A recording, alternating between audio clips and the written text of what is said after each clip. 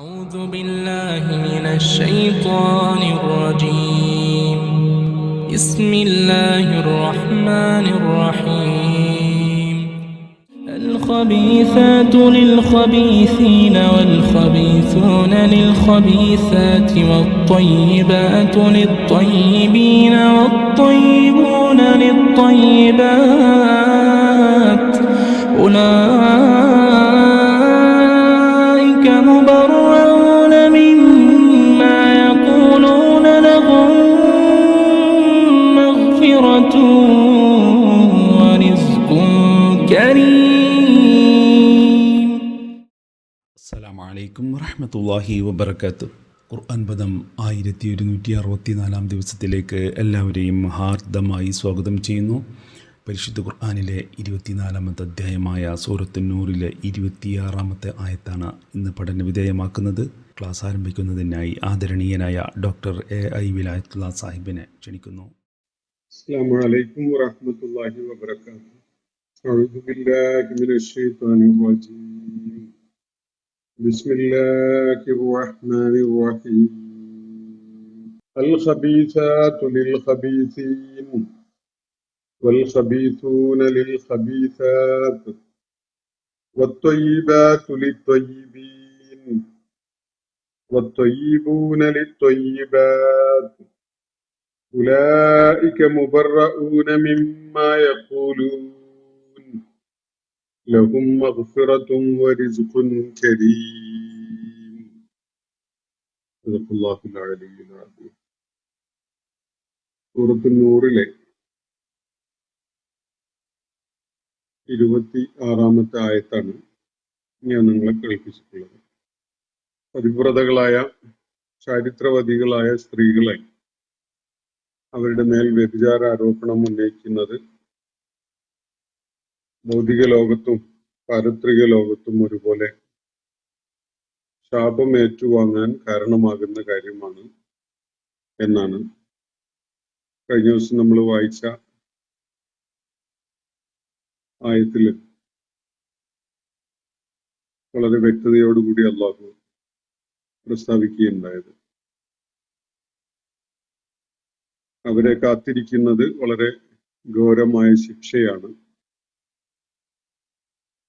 ആ നാളിൽ അവരുടെ നാവുകളും കൈകാലുകളും അവർക്കെതിരിൽ സാക്ഷ്യം വഹിക്കും.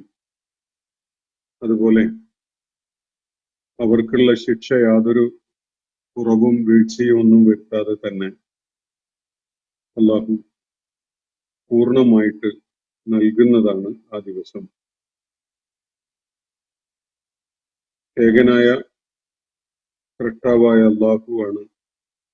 പരമമായ യാഥാർത്ഥ്യം എന്നത് ആ ദിവസം അവര് തിരിച്ചറിയുകയും ചെയ്യും എന്നാണ് അല്ലാഹു അവിടെ വ്യക്തമാക്കുകയുണ്ടായത്. അതിനെ തുടർന്ന് വളരെ ശ്രദ്ധേയമായ, വളരെ നിരന്തരമായി ഉദ്ധരിക്കപ്പെടാറുള്ള ഒരായത്താണ് നമ്മൾ വായിച്ചു വെച്ചിട്ടുള്ളത്. സൂറത്ത് നൂറിലെ 26-ാമത്തെ ആയത്ത്. അൽ ഖബീസാതു ലിൽ ഖബീസീൻ.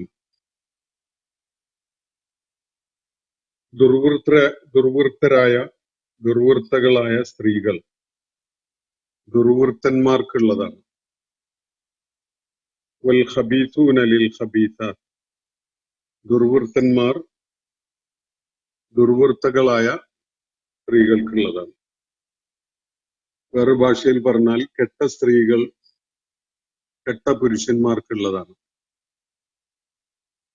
കെട്ട പുരുഷന്മാർ കെട്ട സ്ത്രീകൾക്ക്. വത്ത്വയ്യിബാതു ലിത്ത്വയ്യിബീൻ.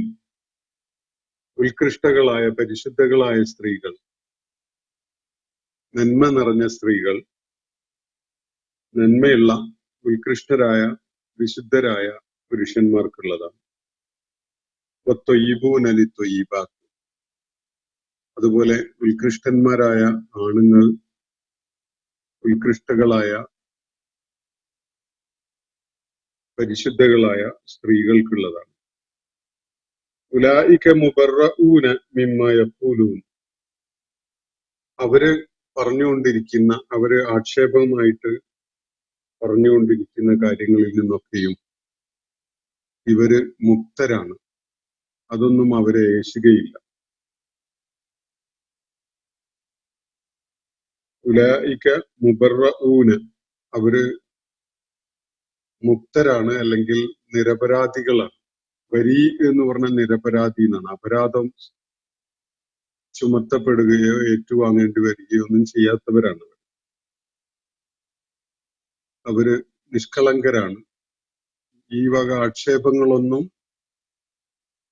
തെളിവാരി എറിയലൊന്നും അവരെ ഏശുകയില്ല. മുബറഊന മിമ്മ യഖൂലൂൻ, അവര് പറഞ്ഞ് പ്രചരിപ്പിച്ചുകൊണ്ടിരിക്കുന്ന, അവര് ദുഷ്പ്രചാരം നടത്തിക്കൊണ്ടിരിക്കുന്ന ആ കാര്യങ്ങളൊക്കെ, അതൊക്കെയായി ബന്ധപ്പെട്ടുകൊണ്ട് ഇവര് അതിൽ നിന്നൊക്കെ മുക്തരാണ് എന്നാണ് അല്ലാഹു വ്യക്തമാക്കുന്നത്. ലഹും മഗ്ഫിറത്തുൻ, അവർക്ക് പാപമോചനമുണ്ട്. വരിസുഖുൻ കരീം, ഉദാരമായ വിഭവങ്ങളുമുണ്ട്.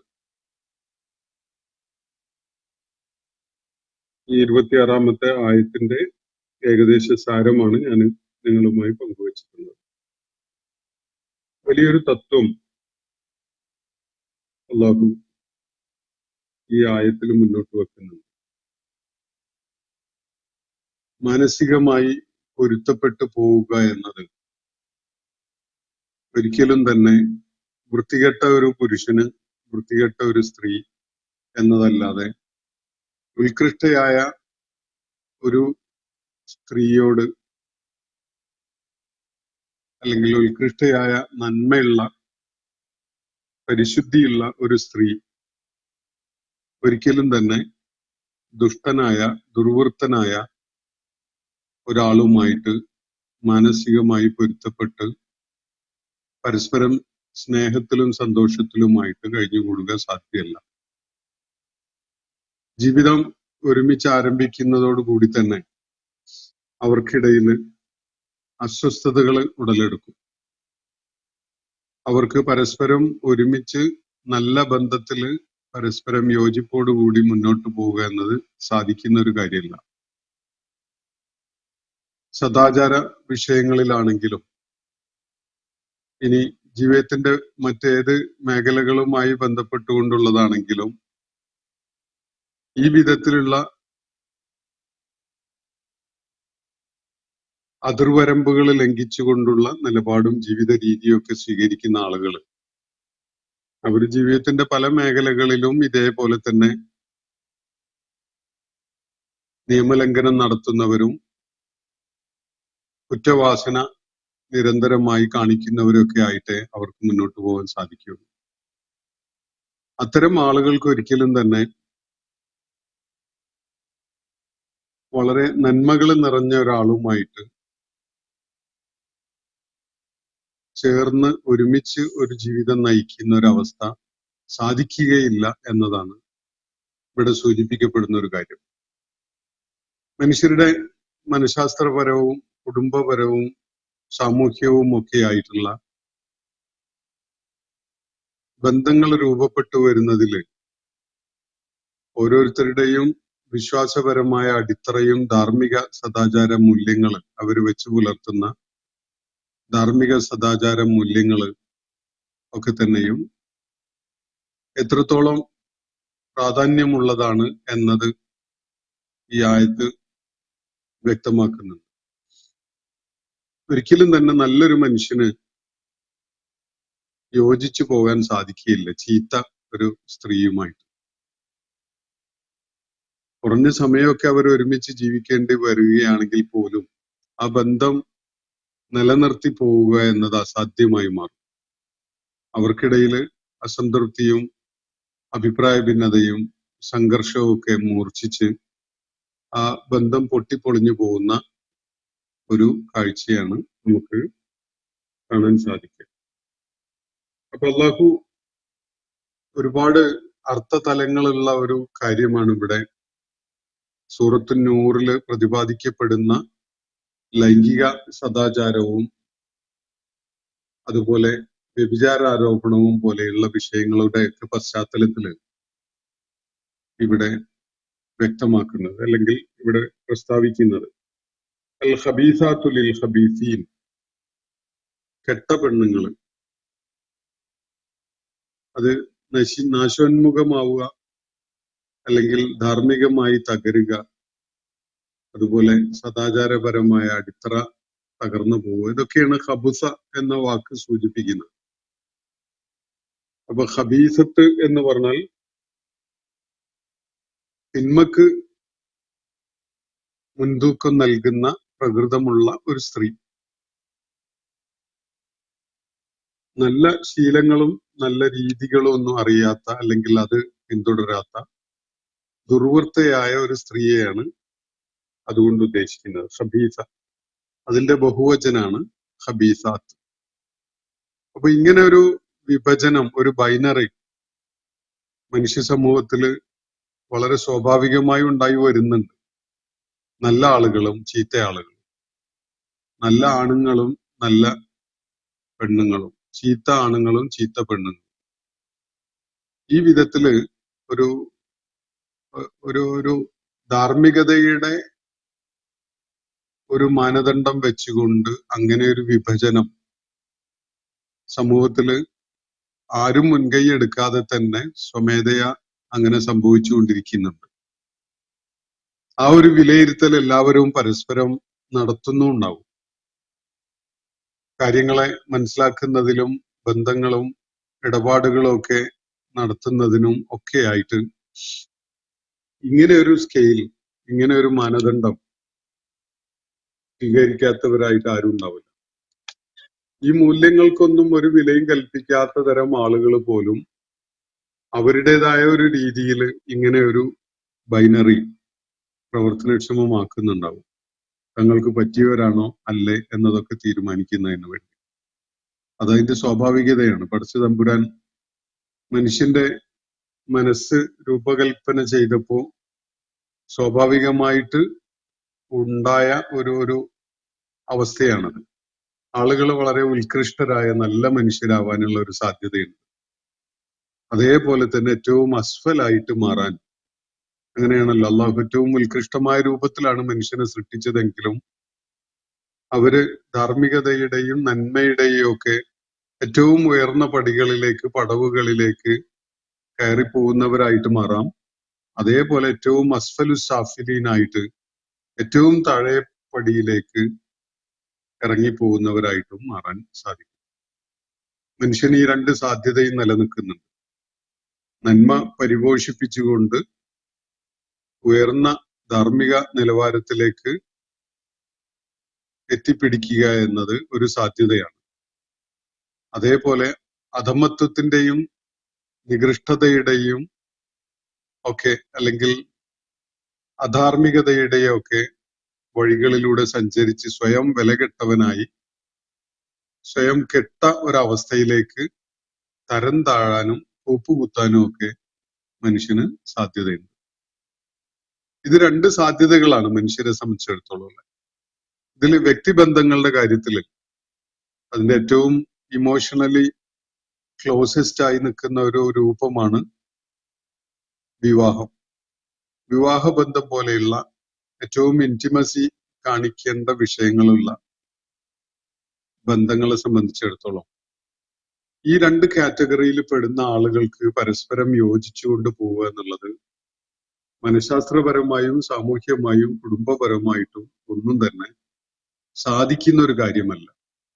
നല്ലൊരു കുടുംബത്തിലെ ഒരു പെൺകുട്ടിയെ ഒരു മഹാവൃത്തികെട്ട ഒരുത്തന് കല്യാണം കഴിച്ചു കൊടുക്കുകയും അങ്ങനെ ഉള്ള ഒരു പശ്ചാത്തലത്തിലുള്ള കുടുംബത്തിലും വീട്ടിലും ഒക്കെ ആയിട്ട് അവൾ ജീവിക്കേണ്ടി വരികയും ചെയ്യുക എന്ന് പറയുന്നത് അത് നീണ്ടുപോകുന്ന ഒരു കാര്യമല്ല. അസ്വസ്ഥതകളും അതൃപ്തിയും വളരെ രൂക്ഷമായിട്ട് വരികയും എത്ര തന്നെ പരസ്പരം പ്രത്യക്ഷത്തില് ഇഷ്ടം തോന്നുന്ന പ്രകൃതമോ അല്ലെങ്കിൽ സൗന്ദര്യമോ അതുപോലെയുള്ള ഫാക്ടേഴ്സ് ഒക്കെ ഉണ്ടെങ്കിൽ പോലും അത് തകർന്ന് പൊട്ടിപ്പൊളിഞ്ഞു പോകും. ഇത് അതിന്റെ സ്വാഭാവികതയാണ്. ഈ ഒരു വലിയ തത്വം അത് മനഃശാസ്ത്രപരമായതാണ്, സാമൂഹ്യ ശാസ്ത്രപരമായതാണ്, കുടുംബപരമായതാണ്, അതുപോലെ മനുഷ്യന്റെ ബിഹേവിയറൽ സയൻസ് ഒക്കെ ആയിട്ട് ബന്ധപ്പെട്ടുകൊണ്ടുള്ളതാണ്. ഒരു വ്യഭിചാര വൃത്തി നടത്തുന്ന പെണ്ണ് കള്ളം പറയൂല എന്ന് നമുക്ക് സങ്കല്പിക്കാൻ കഴിയില്ല. അവൾ കള്ളം പറയും, വേണ്ടി വരുമ്പോ കള്ളം പറയേണ്ടി വരും. അവസരത്തിനൊത്ത് നാക്ക് വളച്ച് പൊള്ളു പറയുന്ന ഒരു ശീലം ഇല്ലാതിരിക്കുക സാധ്യമല്ല. സ്വാഭാവികമായിട്ടും ചതി വന്നു ചേരും, വഞ്ചന വന്നു ചേരും. അതുപോലെയുള്ള പല തിന്മകളും ആ ആളുടെ വ്യക്തിത്വത്തിന്റെ ഭാഗമായിട്ട് മാറും. അങ്ങനെ ഒരുപാട് നികൃഷ്ടതകൾ വന്നു ചേർന്ന സ്വഭാവമുള്ള ഒരാളെ വളരെ ഉത്കൃഷ്ടമായ രീതിയിൽ ധാർമ്മികമായ അടിത്തറയിൽ ജീവിച്ചുകൊണ്ടിരിക്കുന്ന ഒരാൾക്ക് കൂടെ വെച്ച് പൊറുപ്പിക്കുക എന്നുള്ളത് സാധ്യമല്ല. സത്യസന്ധതയോ പരസ്പരം മനസ്സിലാക്കിക്കൊണ്ട് പരസ്പരം ട്രസ്റ്റ് ചെയ്തുകൊണ്ടുള്ള ഒരു റിലേഷൻഷിപ്പോ സാധിക്കാത്ത വിധത്തിലുള്ള ഒരു കാര്യമായിരിക്കും. അപ്പൊ ഇതില് ഈ ആയത്ത് ഒന്ന് അള്ളാഹുവിന്റെ തീരുമാനത്തെ സൂചിപ്പിക്കുന്ന ഒരു കാര്യമുണ്ട്. അള്ളാഹുവിന്റെ ഖദർ എന്നൊരു സംഗതിയുണ്ട്. ആരൊക്കെ എവിടൊക്കെ എന്തൊക്കെ ശ്രമങ്ങൾ നടത്തിയാലും ഓരോരുത്തരും ആരെയാണ് വിവാഹം ചെയ്യേണ്ടത് എന്നത് അള്ളാഹു തീരുമാനിച്ചിട്ടുണ്ടാവും. അള്ളാഹുവിന് അക്കാര്യത്തിൽ ചില ഖദർ തീരുമാനങ്ങളൊക്കെ ഉണ്ടാവും. അപ്പൊ അള്ളാഹുവിന്റെ ഖദറിന്റെ ആ സാധ്യതയിൽ നിന്നുകൊണ്ടുള്ളത് മാത്രമേ ഒരാൾക്ക് അയാൾ എത്ര തന്നെ ശ്രമിച്ചാൽ പോലും ഇണയായിട്ട് കണ്ടെത്താൻ സാധിക്കുകയുള്ളൂ. ആണായാലും പെണ്ണായാലും അങ്ങനെയാണ്. ഒരു സംഗതി നമ്മൾ ആഗ്രഹിച്ചാലും അത് അള്ളാഹുവിന്റെ തൗഫീഖ്, അള്ളാഹുവിന്റെ ഖദർ അതിന് അനുകൂലമല്ലെങ്കിൽ നടന്നോളണമെന്നില്ല. എല്ലാവർക്കും യോജിപ്പുണ്ടായാൽ പോലും അതിന് അള്ളാഹു സാഹചര്യം ഒരുക്കിക്കൊള്ളണമെന്നില്ല. അപ്പോ അള്ളാഹുവിന്റെ നിശ്ചയം ഹബീസാത്തുകൾക്ക് ഹബീസുകളെ ആവട്ടെ എന്നതാണ് എന്നൊരു സൂചന ഇതിൽ അടങ്ങിയിട്ടുണ്ട്. നമ്മളെ മലയാളത്തിലെ ഒരു ചൊല്ല് ചക്കിക്കൊത്ത ചങ്കരൻ എന്ന് പറയാറുണ്ട്. ഈ വിധത്തില് മനപ്പൊരുത്തം ഉണ്ടാകുന്ന പ്രകൃതം യഥാർത്ഥത്തില് ദുഷ്ടതയുള്ള സ്ത്രീകൾക്ക് ദുഷ്ടതയുള്ള പുരുഷന്മാര് എന്നതാണ്. ദൈവികമായി ഖദർ എന്നുള്ള നിലക്ക് മിക്കപ്പോഴും അള്ളാഹു പരിഗണിക്കുന്ന അല്ലാത്ത പരീക്ഷണങ്ങളൊക്കെ ഉണ്ടാവും, ഇല്ല എന്നല്ല പറയുന്നത്. ദുർവൃത്തരായ സ്ത്രീകൾക്ക്, ദുർവൃത്തകളായ സ്ത്രീകൾക്ക് ദുർവൃത്തന്മാരാണ് യോജിച്ചു പോവുക. അവര് പരസ്പരം അവരുടെ താല്പര്യങ്ങൾക്ക് ഒരു യോജിപ്പുണ്ടാകും. അവർക്ക് പരസ്പരം യോജിച്ചുകൊണ്ട് പോകാനൊക്കെ കഴിഞ്ഞെന്ന് വരും. വൽ ഖബീസൂന ലിൽ ഖബീസാത്ത്, അതുപോലെ ദുഷ്ടന്മാര് ദുർവൃത്തന്മാർക്ക് യോജിച്ചു പോകാൻ കഴിയുക ദുർവൃത്തകളോടാണ്. തയ്യിബാത്തുകള് അവർക്ക് എത്ര തന്നെ ആകർഷകം ആയിട്ട് തോന്നിയാൽ പോലും ആ ബന്ധം അവർക്ക് നിലനിർത്തി പോകാൻ സാധിക്കില്ല. മറ്റൊന്ന്, അങ്ങനെ ഒരു ബന്ധം ഉണ്ടായി വരുന്നതിന് അള്ളാഹു തൗഫീഖ് നൽകുന്ന ഒരു സാധ്യതയും ഉണ്ടാവുകയില്ല എന്നതാണ് സൂചന. ഖദറിന്റെ ദൈവികമായ ഇടപെടലുകൾ അങ്ങനെയുള്ള ഹബീസത്തായ പെണ്ണിന് ഹബീസായ ആണ് എന്ന വിധത്തിലുള്ള ഒരു സാധ്യതയാണുള്ളത്. മറിച്ച് തീരെ ഉണ്ടാവില്ല എന്നല്ല, ജീവിതത്തിൽ അങ്ങനെയുള്ള പരീക്ഷണങ്ങളൊക്കെ ഉണ്ടാവും. പ്രവാചകന്മാരുടെ കാര്യങ്ങളിൽ പോലും അങ്ങനെയൊക്കെ ഉണ്ടായിട്ടുണ്ട്. നമുക്കറിയുന്ന ഖുർആൻ പരാമർശിക്കുന്ന സംഭവങ്ങൾ തന്നെ ഉണ്ടല്ലോ. ലൂത്ത് അലൈഹി ഇസ്ലാമിന്റെ, അതുപോലെ നൂഹ് അലൈഹി ഇസ്ലാമിന്റെ ഒക്കെ കുടുംബവുമായി ബന്ധപ്പെട്ടുകൊണ്ട് നമ്മൾ അങ്ങനത്തെ സംഭവങ്ങൾ വിശുദ്ധ ഖുർആൻ തന്നെ പരാമർശിക്കുന്നത് കാണുന്നുണ്ട്. അപ്പൊ അൽ ഖബീസാത്തു ലിൽ ഖബീസീൻ, ഈ കെട്ട പെണ്ണുങ്ങൾ കെട്ട പുരുഷന്മാർക്കാണ് യോജിക്കുക. കെട്ട പുരുഷന്മാര് കെട്ട സ്ത്രീകൾക്കുമാണ് യോജിക്കുക. ത്വയ്യിബാത്തു ലിത്വയ്യിബീൻ, ഉത്കൃഷ്ടകളായ വിശുദ്ധി നിലനിർത്തുന്ന സ്ത്രീകൾ വിശുദ്ധന്മാരായ പുരുഷന്മാർക്കാണ് യോജിക്കുക. ത്വയ്യിബൂന ലിത്വയ്യിബാത്ത്, അതുപോലെ ഉത്തമരായ ഉത്കൃഷ്ട ഗുണങ്ങളുള്ള പുരുഷന്മാര് സമാന ഗുണങ്ങളുള്ള സ്ത്രീകൾക്കാണ് യോജിപ്പുള്ളതായി മാറുക. ഉലായിക അങ്ങനെയുള്ള ഈ ഔന്നത്യം, ഈ തൊയ്യീബത്തും തൊയ്യീബുമായ ആളുകൾ, അവർക്ക് ഇത്തരം ദുരാരോപണങ്ങളൊന്നും അവരുടെ മേലെ ഏശുകയില്ല. അവർ അതിൽ നിന്നൊക്കെ മുക്തരായിരിക്കും. കുറഞ്ഞ കാലത്തിന് താൽക്കാലികമായിട്ട് ഒക്കെ തന്നെ ആക്ഷേപങ്ങൾ ഉന്നയിക്കാൻ പലർക്കും കഴിഞ്ഞെന്ന് വരും. പക്ഷെ അതൊന്നും അവരുടെ മേലെ ഏശൂല. ചെളി വാരി എറിഞ്ഞതുകൊണ്ട് കാര്യമില്ല, ആ ചളി അവിടെ പറ്റി പിടിക്കില്ല. കാരണം അവരുടെ വ്യക്തിത്വം ആ വൃത്തികേടുകളെ കയറി നടക്കാൻ യോജിച്ച ഒന്നായിരിക്കില്ല. അതുകൊണ്ട് തന്നെ ആക്ഷേപങ്ങളൊക്കെ പലരും ഉന്നയിച്ചു ചെളി വാരി എറിഞ്ഞെന്നൊക്കെ വരും. പക്ഷെ അത് അവരുടെ മേലെ നിൽക്കൂല, അത് അങ്ങ് ഊർന്നു വീണ് പോകും.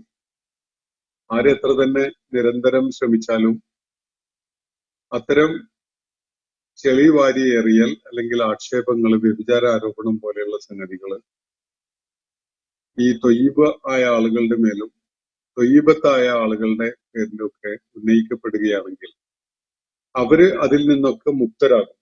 ഉലായിക മുബറഊന മിമ്മാ യഖൂലൂൻ, അവര് ബരീ ആയിട്ട് അതിൽ നിന്ന് കളങ്കരഹിതരായിട്ട് പുറത്തു വരും.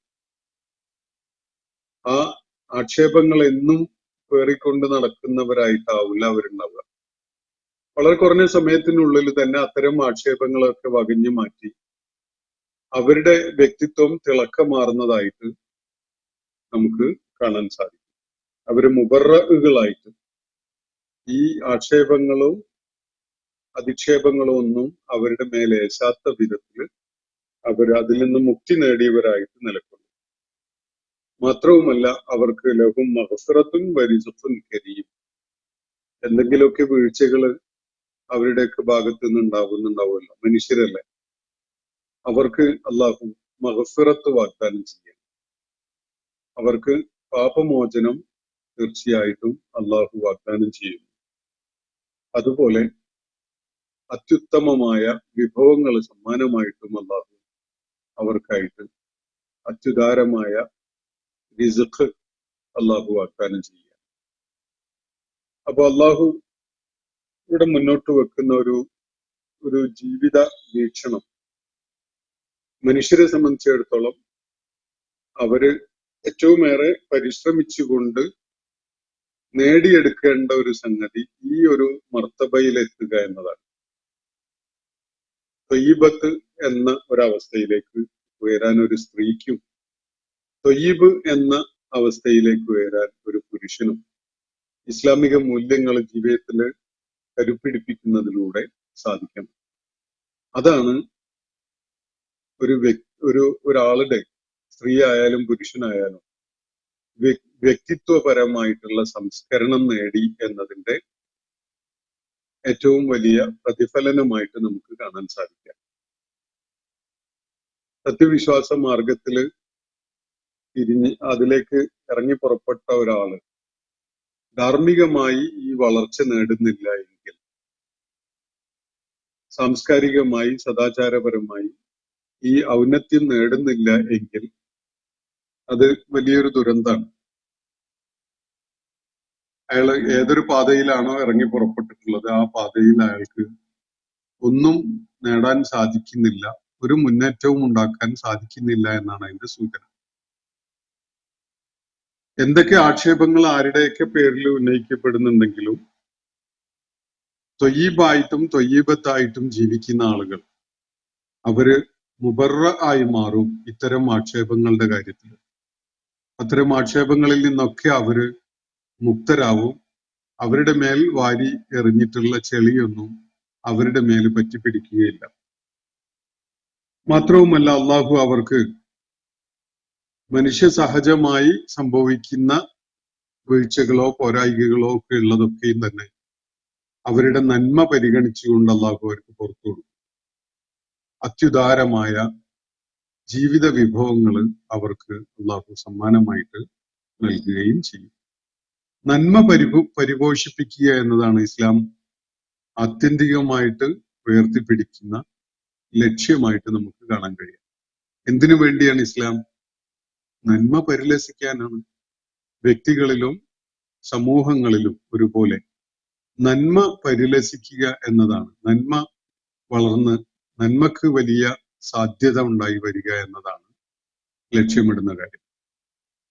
അത് സ്ത്രീ ആയാലും പുരുഷനായാലും ഏറ്റവും നല്ല പുരുഷനാവുക, ഏറ്റവും നല്ല സ്ത്രീ ആവുക, ഏറ്റവും നല്ല കുടുംബമാവുക, ഏറ്റവും നല്ല സമൂഹമാവുക, ഏറ്റവും നല്ല അയൽവാസിയാവുക, ഇതൊക്കെ തന്നെയാണ് ഇസ്ലാം ഈ മൂല്യങ്ങൾ കരുപിടിപ്പിക്കുന്നതിലൂടെ ലക്ഷ്യമിടുന്നത്. സദാചാരപരമായ വിഷയങ്ങളിൽ, പ്രത്യേകിച്ച് ലൈംഗികതയുമായി ബന്ധപ്പെട്ടുകൊണ്ടുള്ള കാര്യങ്ങളിൽ വീഴ്ചയും തകർച്ചയും ഒക്കെ സംഭവിച്ച സാമൂഹ്യ സാഹചര്യത്തിൽ ജീവിക്കുന്ന വ്യക്തികളെയും കുടുംബങ്ങളെയും നമുക്ക് പലപ്പോഴും കാണാനും അറിയാനും ഒക്കെ പറ്റുന്നുണ്ട്. നമ്മുടെ മലയാള സിനിമകളിലും ഇത്തരം അവസ്ഥകളെ റെപ്രസെന്റ് ചെയ്യുന്ന ഒരുപാട് കാര്യങ്ങൾ നമുക്ക് കാണാൻ കഴിയും. ജീവിതത്തിന്റെ ഒരു നേർച്ചീന്ത് എന്ന നിലക്ക് അവതരിപ്പിക്കുന്ന കാര്യങ്ങളാണത്. എന്തുമാത്രം മനസ്സിന് അസ്വസ്ഥത സൃഷ്ടിക്കുന്ന വിധത്തിൽ ആണ് അവര് പരസ്പരം സംസാരിച്ചുകൊണ്ടിരിക്കുന്നത് എന്നത് ഒരു വെറുതെ മാറി നിന്ന് നിരീക്ഷിച്ചാൽ തന്നെ നമുക്ക് മനസ്സിലാവും.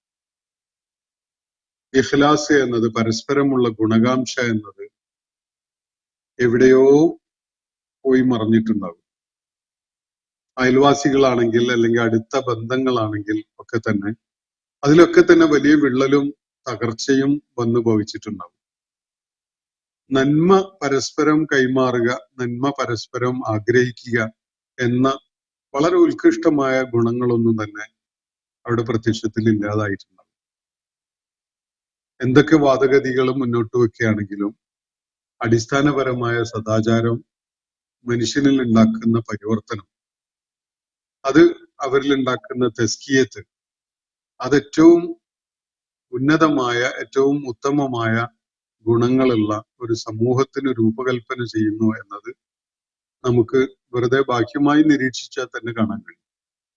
അങ്ങനെ അല്ലാതെ ജീവിക്കുന്നവർ വേലിചാട്ടങ്ങളുടെയും അതുപോലെ നിയമലംഘനങ്ങളുടെയും ലോകത്ത് കഴിയുന്ന ആളുകൾ അതിന്റെ ദുരന്ത ഫലം അനുഭവിക്കാൻ വളരെ കാലമൊന്നും കാത്തു നിൽക്കേണ്ടി വരില്ല.